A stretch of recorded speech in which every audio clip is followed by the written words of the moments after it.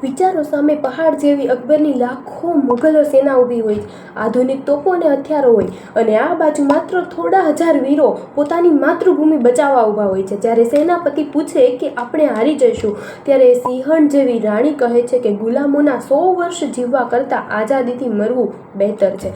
અને પછી આખી સેના હસતા મોઢે મોતને વહાલ કરવા કૂદી પડે છે. નમસ્કાર મિત્રો, મારી ચેનલમાં તમારું ફરી એકવાર સ્વાગત છે.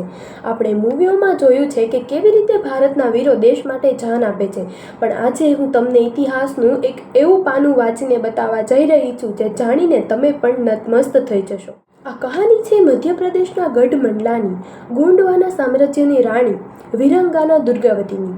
ચંડેલ વંશની આ રાજકુમારી એટલી બહાદુર હતી કે એમણે પોતાના શાસનકાળમાં મુગલોના એક બે નહીં પણ કલંકિત હુમલાઓને ધૂળ ચડાવી દીધી હતી. પણ જ્યારે દગાથી અકબરની સેનાએ ચારેય બાજુથી ઘેરી લીધી, ત્યારે આ સિંહણે અને એની આખી સેનાએ જે ઇતિહાસ રચ્યો, ચાલો જોઈએ એ રૂવાડા ઊભી કરી નાખતી કહાની. દોસ્તો, રાણી દુર્ગાવતીના પતિના અવસાન પછી એમનો દીકરો નાનો હતો, એટલે રાણી પોતે રાજગાદી સંભાળતી હતી. તેમના રાજ્યમાં સુખ અને સમૃદ્ધિ એટલી હતી કે દિલ્હીના બેઠેલા અકબરની નિયત બગડી. અકબરે પોતાના ક્રૂર સેનાપતિ આસફ ખાનને એક વિશાળ સેના, તોપો અને હથિયારો આપીને ગોંડવાના પર હુમલો કરવા મોકલ્યો. રાણી દુર્ગાવતીના મંત્રીઓ કહ્યું કે રાણી સાહેબા, આપણી સેના નાની અને મુઘલો પાસે તોપો છે, આપણે હારી જઈશું, માટે સંધિ કરી લો. ત્યારે રાણી દુર્ગાવતીએ સિંહણ જેવી ગર્જના કરીને કહ્યું, અકબરની ગુલામી સ્વીકારવા કરતાં યુદ્ધના મેદાનમાં લડીને મરવું એ વધારે માનભર્યું છે. રાણીએ પોતે યુદ્ધના કપડાં પહેર્યા, હાથમાં તલવાર લીધી અને પોતાની નાની સેના લઈને મુગલો સામે કૂદી પડી. યુદ્ધ શરૂ થયું. જબલપુર પાસે આવેલા નરી નાલા નામના વિસ્તારમાં રાણી દુર્ગાવતીનો માસ્ટર પ્લાન એવો હતો કે એમણે મુગલોને એવી સાંકડી ખીણમાં ઘેરી લીધા કે મુગલોની તોપો કોઈ કામ ન કરી શકે. રાણી પોતે હાથી પર સવાર થઈને વીજળીની જેમ તલવાર ચલાવી રહી હતી. પહેલા દિવસે રાણીએ મુગલ સેનાના ટુકડે ટુકડા કરી નાખ્યા અને આસફ ખાન મેદાન છોડીને ભાગી ગયો. પણ બીજા દિવસે મુગલોએ બમણી સેના અને ભારે તોપો સાથે ફરી હુમલો કર્યો. રાણીના વફાદાર સૈનિકો એક પછી એક શહીદ થતા રહેતા હતા. આખી સેના જાણી ગઈ હતી કે આજે હવે છેલ્લો દિવસ છે, એટલે બધાએ પોતાના માથા પર કેસરિયા સાંફા બાંધ્યા અને હર હર મહાદેવના નારા સાથે લાખોની મુઘલ સેના પર તૂટી પડ્યા. એટલું ભયાનક યુદ્ધ થયું દોસ્તો કે નદીનું પાણી પણ લોહીથી લાલ થઈ ગયું હતું.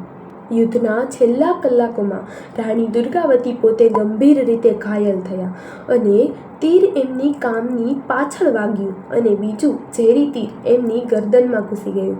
રાણી અર્ધબેભાન અવસ્થામાં હતા. એમના વફાદાર સૈનિકે કહ્યું, રાણી સાહેબા, તમે મેદાન છોડીને ભાગી જાઓ, હું તમને બચાવી લઈશ. પણ રાણી દુર્ગાવતીએ આંખો ખોલીને જોયું કે મુઘલ સૈનિકો એમને જીવતી પકડવા માટે આગળ વધી રહ્યા છે.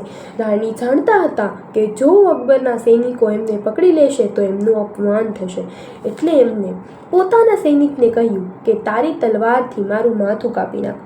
પણ સૈનિક રડવા લાગ્યો, એની હિંમત જ ન ચાલી.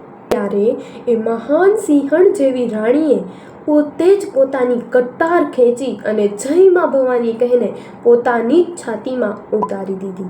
24 જૂન 1564ના દિવસે આ દેશની દીકરીએ દુશ્મનો સામે નમવાને બદલે પોતાનું બલિદાન આપ્યું, પણ પોતાનું સ્વાભિમાન ન જવા દીધું. દોસ્તો, ધન્ય છે ભારતની આ ભૂમિ અને ધન્ય છે રાણી દુર્ગાવતી જેવી માં, જેમણે દેશના સ્વાભિમાન માટે પોતાના લોહીનું છેલ્લું ટીપું પણ આપી દીધું. આવી મહાન વીરાંગના માટે કમેન્ટ બોક્સમાં ગર્વથી જય હિન્દ જરૂર લખજો. અને જો મારો આ વિડીયો તમને ગમ્યો હોય તો દિલથી જય શ્રી કૃષ્ણ કોમેન્ટમાં જરૂર લખજો અને મારી ચેનલને લાઈક, શેર અને સબસ્ક્રાઈબ જરૂર કરજો. તો હવે મળીએ આવા જ વિડીયોમાં. ત્યાં સુધી જય શ્રી કૃષ્ણ.